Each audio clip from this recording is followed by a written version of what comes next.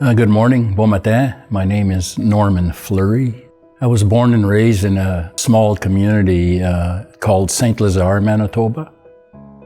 And that's at the junction of the Qu'Appelle and the Assiniboine rivers. And there was a fort called Fort Ellis.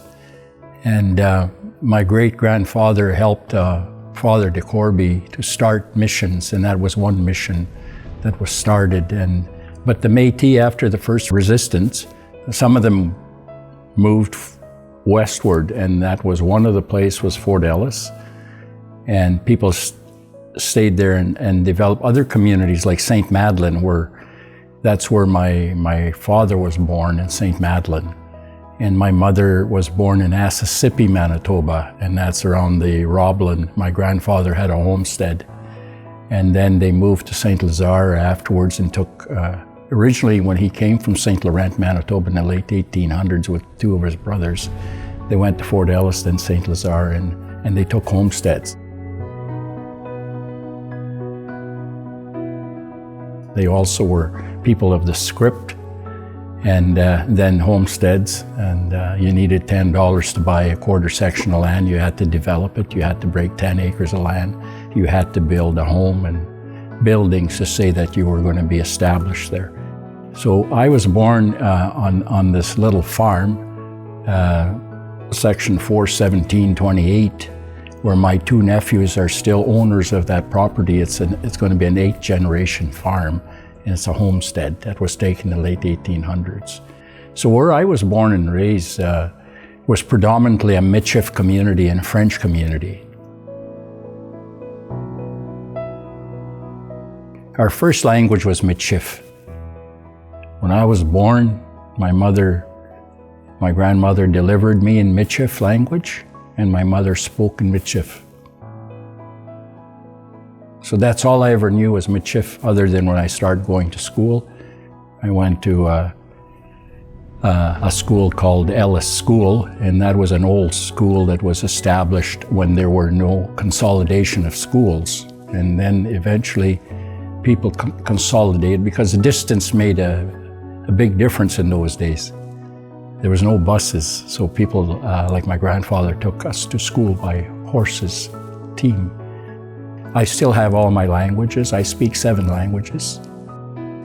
And that's like our ancestors did, because they were the mediators and mediums of the building of Canada. And Michif language was the trade language, even on buffalo hunts, were the First Nations people that, like Iron Alliance, that we had in 1821. We always worked together with the Assiniboine and the Chippewa, which is Saulteaux, and that's here in the States it's Chippewa, and there's Cree and Michif.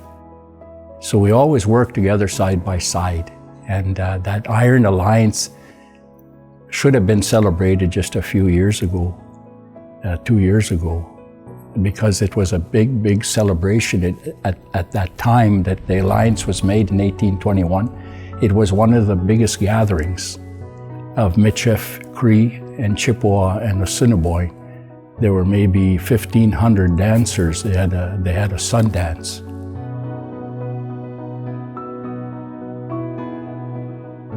Those are the stories. Those are my connections. I've never lost my identity. Without your language, there's no identity. You can be a government, you can be politically, a people that says, who we are, self-government, but you have to have that identity under Section 35. There's 3 Indigenous groups, First Nations, Inuit, and Métis. So the First Nations and the Inuit are telling their story. We have to tell our story. And that's where we are, like as I sit here with you today. And my recollections of the past and my stories of today, and how do I look into the future? If we don't put all those together, we have to accommodate our young people, because without our young children, we have no future. I am the past that is the future in the young children. Like my granddaughter, it's 4 years old. That's 2 years she's in school, in preschool, taking Michif language, and she's starting to speak it. So to me, that's life. That's a life giver. That circle of life continues as we continue through our young children. I was one of those at one time. And my grandparents said, it's your turn now. We give you all this history, this story, everything. We give it to you. You're our future. And they gave it to me. And that's why in my heart and in my mind, it's something that's really hits me dearly. And it's a passion that I have. And it's also, when I speak of Louis Riel and I speak of my grandparents, the adrenaline flows in my veins. It becomes hot. It becomes powerful. That's who I am.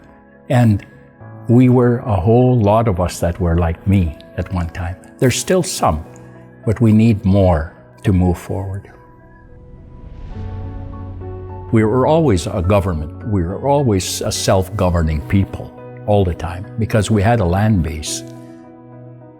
We also had our own language, which we had, 1.4 million acres of land that was allotted or left for us from the federal government for those, our beneficiaries of our ancestors. So we were always a people, and we were always a culturally based people with land, and my grandfather would say, notre façon, our ways, our own ways. Because we're a very, very unique people. We were the best of both worlds of European ancestry, and Michifs of French, and of Cree and Saulteaux and Assiniboine, and we developed our own language. Nowhere in the world that two family groups came together and became one family. The most unique people is the Michifs in the Michif language.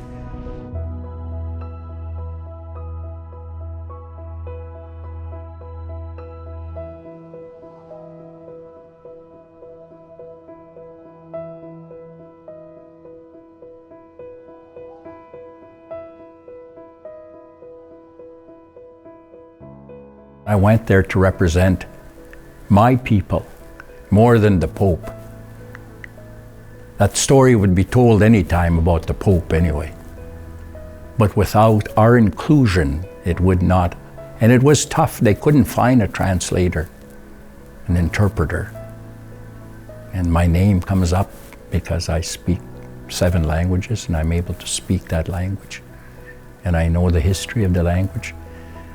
And because Catholicism is one of the biggest part of Michif Nation, we've been Catholics since time immemorial. And Louis Riel, our leader, was a faithful Catholic, and all of our ancestors. So when I went there, I thought of them. I thought of my grandparents. I thought about so many people saying, wow, this is a time of our life now to give that to the world. And this is where Canada learned, the world learned. So when I went there, it was that spiritual connection of God. Did I meet the Pope personally? No. Does it matter if I meet him? No, it doesn't. As long as all of us come together and have that understanding that there is representation of the Michif language there. And to me, it was, we made history. We made an understanding. And me sitting there by myself, where the other nations had 2 or 3, and I was alone. But I challenged it. And I did it. And I'm very happy that I did when I was in those little booths. And I was helped by many people. They didn't just leave me there alone. I had help, and that really gave me more encouragement. Because I'm not alone here. We are family, because we're with Indigenous people and other peoples. So that's what really gave me more encouragement. But I thought of myself as when I was an altar boy, when I went to church in St. Lazare, Manitoba, when I did my confirmation, and when I was confirmed. So we're always confirming ourselves in different ways. This was another form of confirmation. So it really, really helped to be there to speak, and everybody had their own. We started off in good ways in the morning. We started off in prayers. I gave, the blessing that morning to other people. And we developed that understanding of each other because we didn't know each other.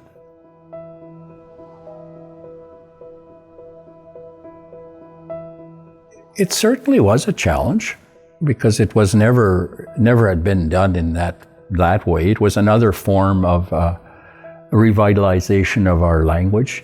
It was another way of inclusiveness of the terminology.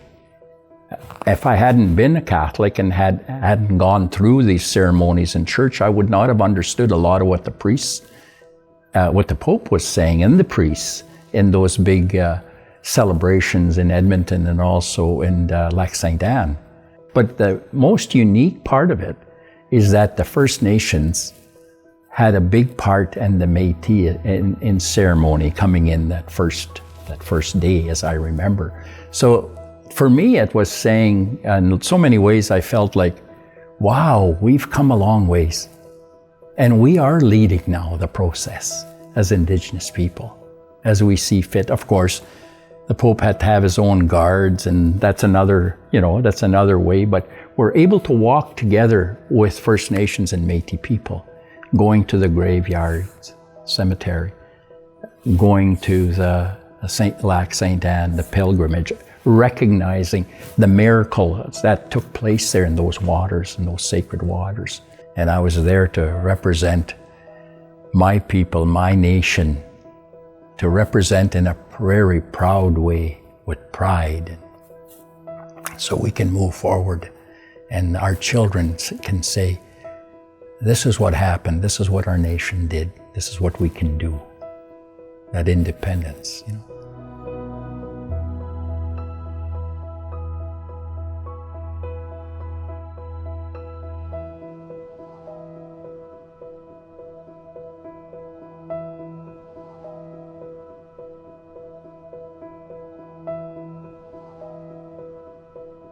In 1990, when we had a language conference in Yorkton, there was those that spoke the language and understood it but didn't read or write it.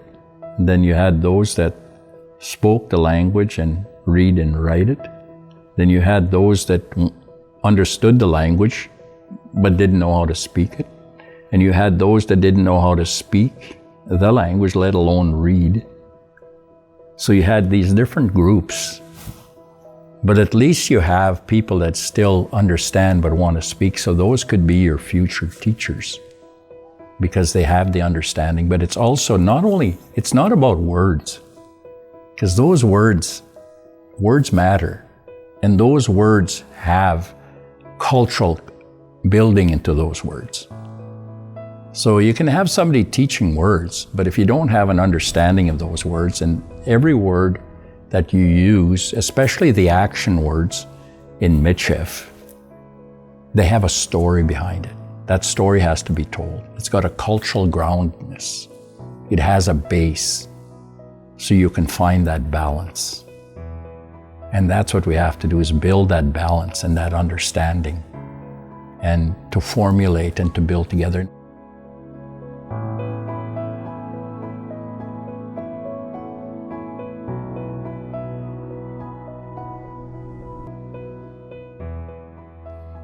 Merci, nosh malang limichif apshishki pikshkwan. I spoke a little bit of my language today. I'm very proud to sit here to tell Canada the story about those special people in this country and who we are. And so we can continue working together in Canada. We don't want to separate ourselves. We want to be the same people, have that same understanding, but yet we still have to tell our stories as that nation that's in this country. So that's what we have to do and take pride in that. So, merci.